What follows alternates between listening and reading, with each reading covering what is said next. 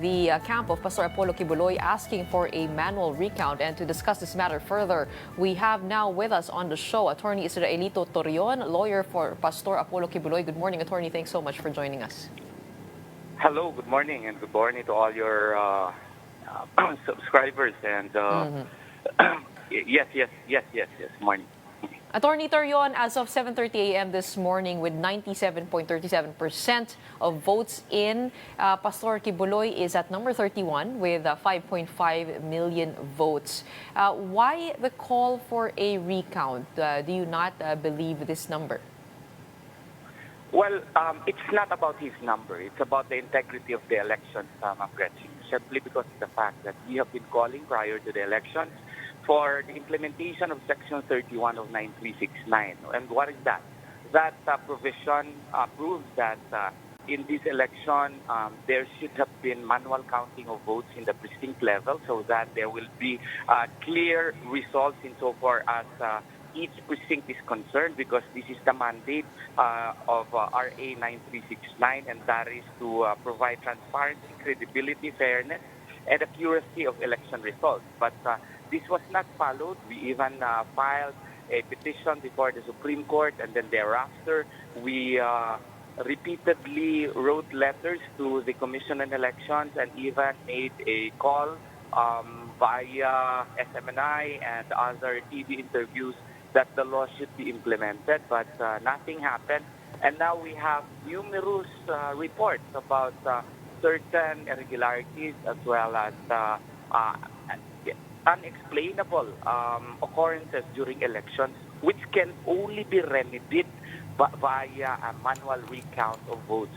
So that is why this is not about his victory. This is about transparency, and this is about restoring the trust of the people in the election process.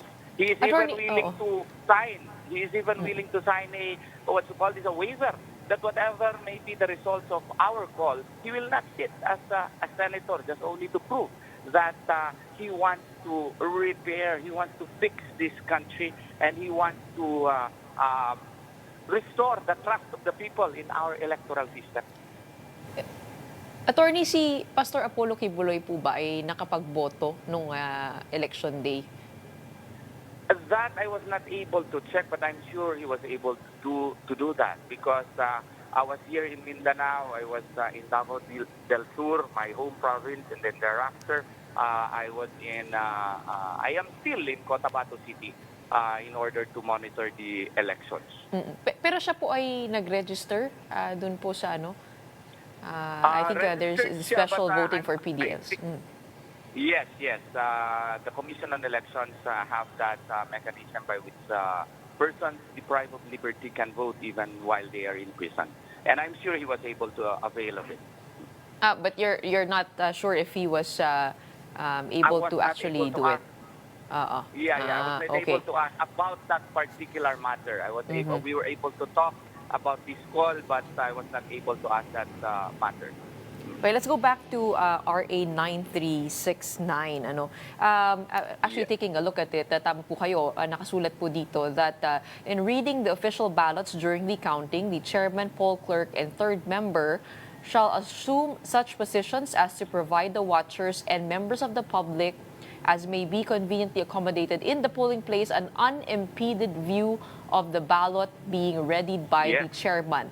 But isn't this also po in relation to the elections prior to the automated counting machines that we have already employed now? That's what George Garcia wants you to believe. But that is the prevailing law on the matter that amends Republic Act 8436. Republic Act 8436 provides for full automation. That was the act authorizing the COMELEC to use an automated election system. But that was amended by RA 9369, and that is the prevailing law on the matter. And that is why I have always been emphasizing in all interviews that I had that this is the prevailing law, and I cannot understand why our chairman, who is supposedly the most knowledgeable of all election laws, keeps on insisting that we should amend the law. That is the prevailing law on the matter. And his job is supposedly to implement that and provide ways and mechanisms by which to implement that law. And that is clearly provided by the law. Yung online voting, wala ngang batas niyan. Ano-ano siya, nag-implement siya, tapos side-side siya ng Section 28. Klaro naman doon sa Section 28 ng RA 10590 that the COMELEC is only authorized to explore ways and means as to how to improve our election system and recommend measures and recommendations to the Joint Oversight Congressional Committee. Wala siyang authority mang-implement ng online law. In-implement niya. Dito, klaro yung batas. Ayaw niya i-implement. Yun lang po, ha? Yun lang ang sa atin. Pasensya na kasi ilang beses na kasi kaming nag-file pa kami ng PDP laban ng petition sa Supreme Court nito. Ilang beses kami nagpadala ng sulat. Ayaw i-implement. Ngayon, ang daming reklamo. You're right. If you take a look at RA 9369, it does say that it is the law amending RA 8436. Of course. But I teach that. So, yes. Attorney, it does seem that right about now, the timing of this is going to be very expensive to do the manual recount. So you're saying it should have been simultaneous. Go ahead. Yes, that should have been implemented. That's not expensive. You will only require before transmission, you will only require the members of the electoral board to read the ballot as required by law, and then thereafter you transmit. What's so expensive about it? Reading does not require cost. If you think of all the probable expense, imagined or otherwise, just not to implement the law, you can think of multiple reasons. But if you have the clear intention to implement the law, you have to implement it. Walang cost dyan, babasahin mo, may cost ba sa pagbasa ng balota? Wala po, ma'am. Ganyan. And you're talking about 51 million votes here that we are going to be reading again. That will take a lot of manpower and a lot of work. You're talking about the future of the country. You're talking about providing transparency, credibility, fairness, accuracy of elections. Time may be added. We counted it. Maybe about 2 hours or 3 hours that would be added in the counting per precinct. So the results would be about 2 or 3 hours. But look what happened now. Ngayon pa nga lang, wala pa tayong proclamation simply because of the or malfunctions of the ACM. No? And I heard in Basilan, ma'am, there was manual counting. Why were they able to conduct manual counting in Basilan? Dahil pa matatapang ang mga tao doon at tayo hindi masyado matapang. Kailangan ba natin magtapang-tapangan para ma-implement ang batas na yan? Kailangan ba namin padala ng andaming tao dyan sa COMELEC para lang ayaw ni Pastor Apollo ng Quiboloy ng gulo eh. Ayaw niya ng ganun eh. Ang gusto lang niya, ayusin natin ang Pilipinas. Gusto niya na meron tayong credible elections. Willing siya mag-sign ng waiver para ma-prove lang na merong mali itong sistema natin. Attorney Torreon, when did you file a case before the Supreme Court? Ang tagal na. Ang letter namin, matagal na yan. At saka previous to us, merong nag-file ng petition as early as February 2025. Yung grupo nila General Pukis ata yun. The ITSECMO. But it was within this year? It was within this year, Attorney? Yes. Okay. February 2025, nag-file na sila Attorney Alex Lacson, sila General Romeo Pukis ng petition sa Supreme Court. Kami, nagpadala na kami ng sulat. Mga February din ata yun at saka March. Ang dali lang naman i-tweak mag-issue lang ng resolution implementing Section 31 of 9369. It does not take 1 hour for a highly intelligent person like Chairman George Garcia to issue a resolution implementing Section 31. It does not require cost.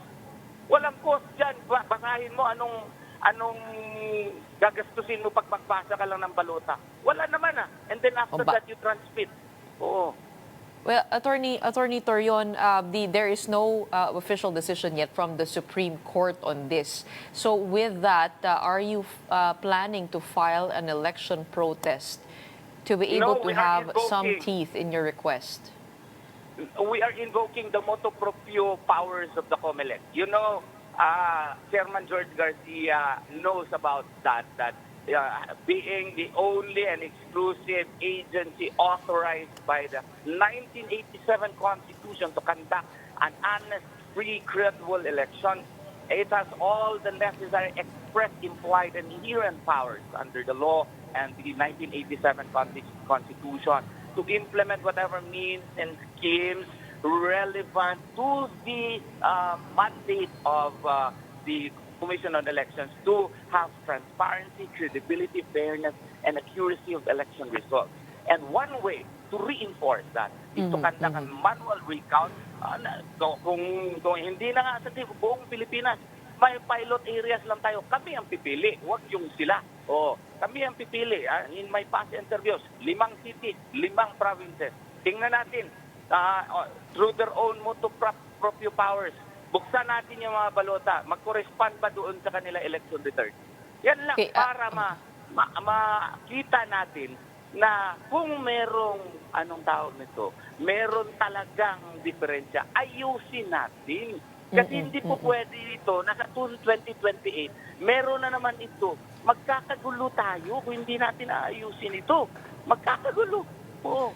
Attorney, as to the numbers of the pastor, meron po ba kayong mga ikinagulat na mga probinsya o mga syudad na hindi nag-deliver ng boto nung tinitignan po ninyo? Ang ikinakagulat namin, grabe naman, 24 areas lang so far nakita namin. Uniform si pastor dyan sa NCR banda. 42, 42, 42, 42, 42, 42, 42. In certain areas, uniform pa yung boto. Oo. Yung isang kandidato na uniform yung kanyang boto in some precincts.